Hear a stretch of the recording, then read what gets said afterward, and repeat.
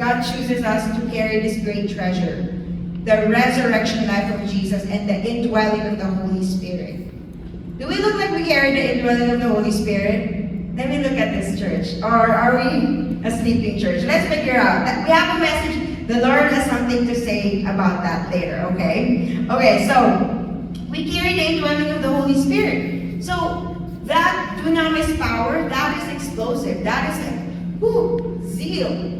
So that's how you know, because that's not us. We cannot manufacture that kind of power. Only the Holy Spirit can. Okay? The power is not in the container. The power is in the content. What is in us? What is in you?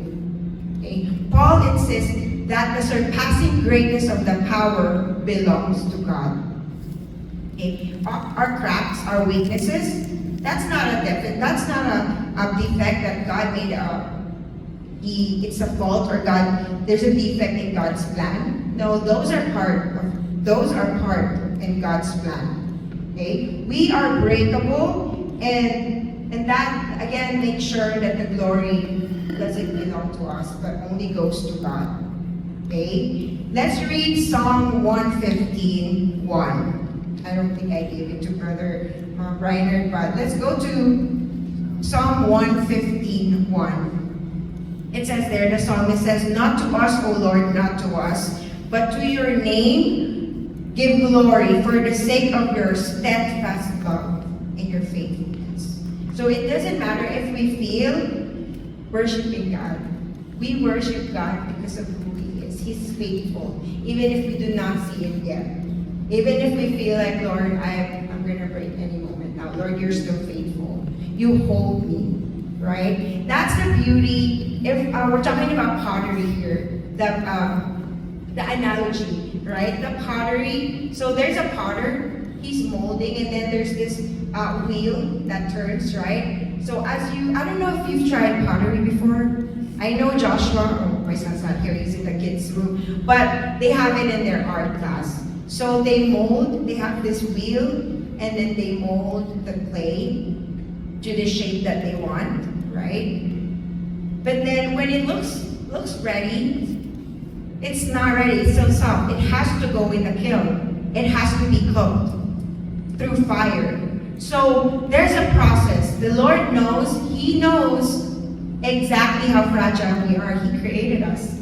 He loves us. He cares for us. And He's the potter.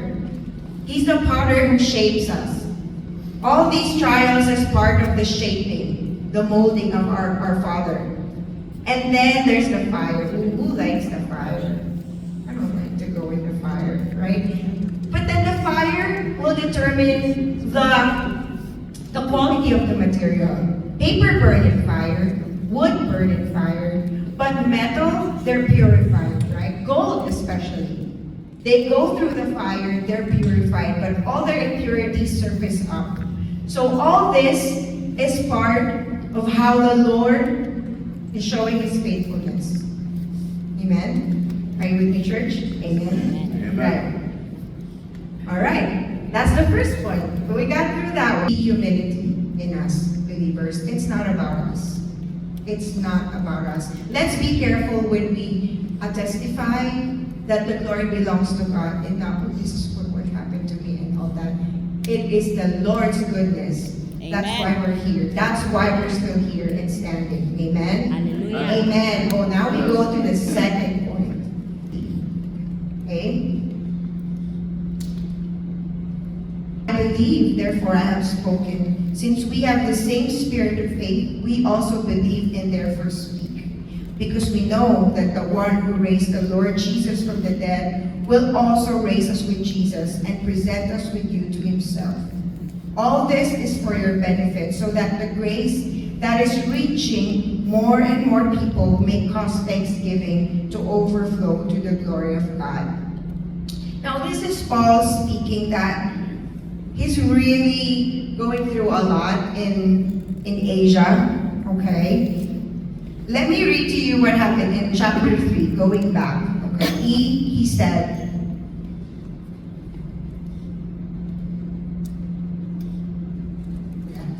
that's in chapter 1.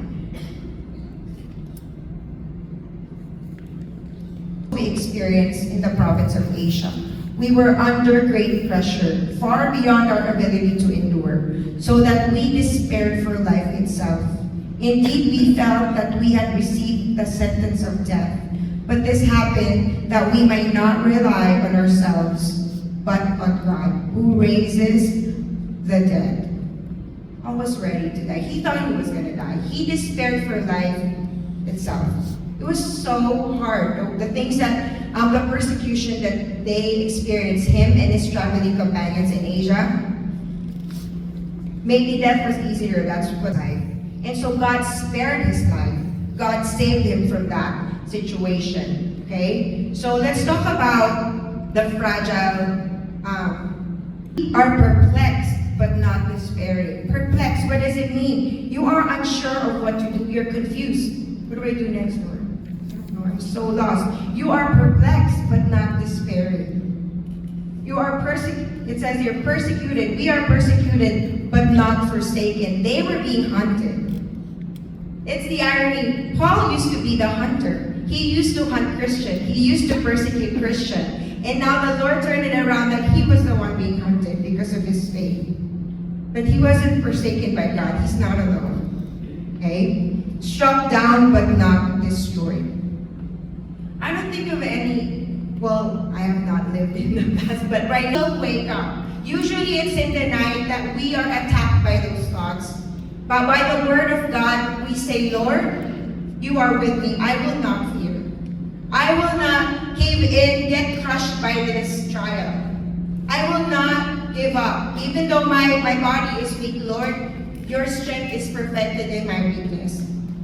Okay? Can we say that when we're going through that? I know we all go through it. I know we all feel the pressure.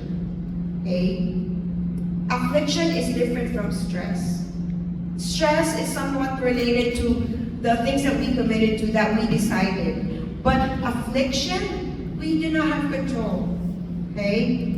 But God is in control. He knows. Amen. He's always there to help us, to strengthen us, to lift us up. Like the song that we sang, He pulled us up. He pulled us out from the miry clay. Don't you feel that sometimes you're just like drowning, and God pulls you out. And that's how you got out of that situation, right? So Paul is not saying that suffering is nothing. He's not minimizing suffering. Okay? He says it. I experienced suffering too. My life is marked by affliction. I got confused too. Paul is saying, I got rejected too by those people that I love. Right? And he was put in so much physical danger. And yet God put a limit to that hardship. Do you believe it? God puts limits. And the word says He will not tempt us beyond what we can handle. Although sometimes you feel like, oh, I can't handle this one. But we can. Just fix our focus on God. Just fix our eyes on God. Amen? Amen. Hallelujah. Let's go to 2 Corinthians. This weakness as our stage, as our stepping stone, so we can proclaim and testify about God's goodness. Amen? It's not about us. It's about the power of God displayed through our weakness. So if we could look at this jar, see, the more cracks we have, the more that the light of God shines through it. If we allow Him to. If we give Him all the credit. If we give Him all the glory. Okay? We will stand the pressure. We will stand and we will not give up. Amen? Amen. Amen. So I want to give you a testimony. And after my skin has been destroyed, yet in my flesh I will see God. I myself will see Him with my own eyes, I and not another. How my heart yearns within me. It was revealed, right? How would he know? He didn't have the Bible. He didn't know about that, the New Testament, the other things that's going on, unless God revealed. And Job, he was focused on the Redeemer. He called Him Redeemer. Okay? He believed that God will extend His faithfulness even if he dies. Okay, what is it about dying that's like we turn, a lot of our brethren, a lot of us too, maybe we've experienced that. we turn from God because of a death of a loved one or because of us going through some things. Job is saying, we have a Redeemer. Okay? I know that my Redeemer lives and He will stand upon the earth. Job is saying in this declaration that he really knows God. He shares the character of God in this verse. And it shows the nature of his relationship with God. First, he says, my Redeemer lives. My. He calls God his own Redeemer. What is a Redeemer? Someone who buys you back.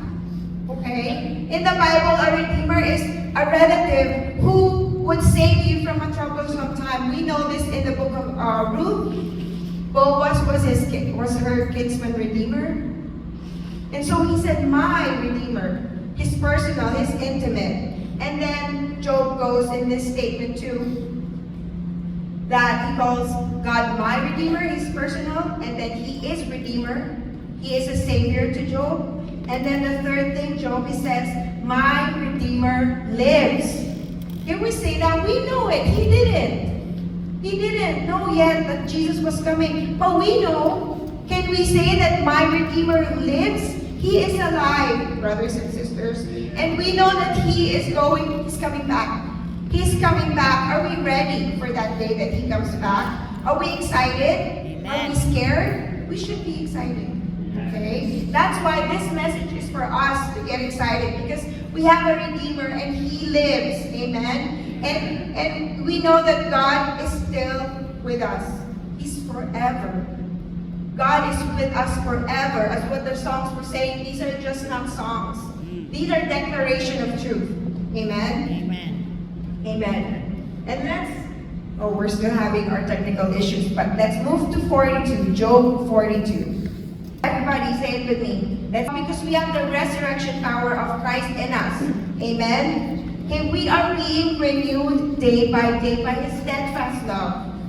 His steadfast love renews us day by day. And it's steady.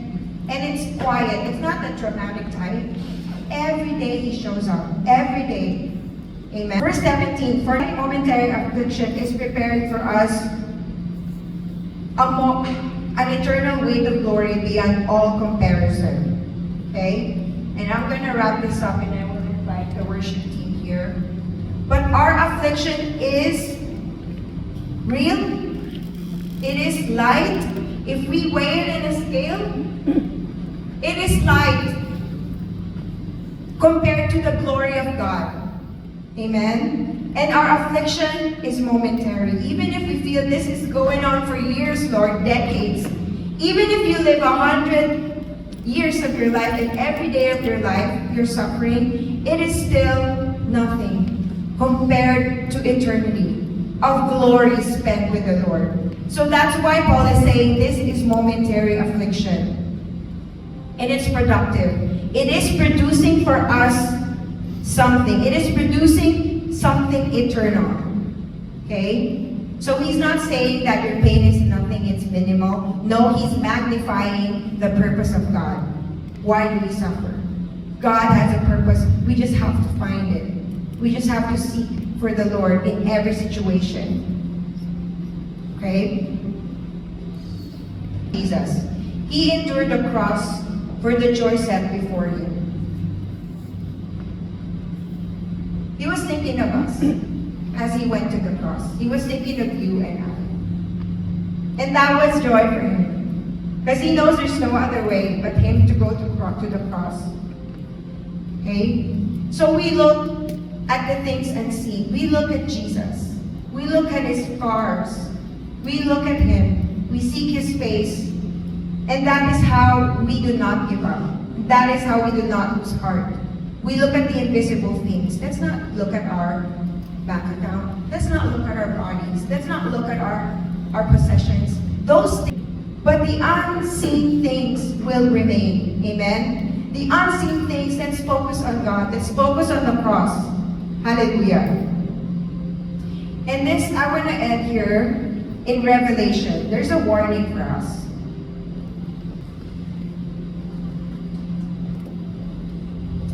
These are the words of Him who holds the 7 spirits of God and the 7 stars. I know your deeds. You have a reputation of being alive, but you are dead. Wake up. Wake up. Strengthen what remains and is about to die. For I have found your deeds unfinished in the sight of my God. Remember therefore what you have received and heard. Hold fast and repent. But if you do not wake up, I will come like a thief, and you will not know what time I will come to you. Yet, you have a few people who have not soiled their clothes. They will walk with me dressed in white, for they are worthy. The one who is victorious will like them be dressed in white. I will never blot out the name of that person from the book of life, but will acknowledge that name before my Father and his angels. Whoever has ears, let them hear what the Spirit says to the churches. That's the promise. It is a warning, but also there's a promise. Some of us are sleeping. Some of us have little strength left. But there are remnants of people who have not soiled their garments. Amen. Okay. We continue, the Lord continues to promise to in Revelation that He will wipe away every tear from every eye, and death shall be no more.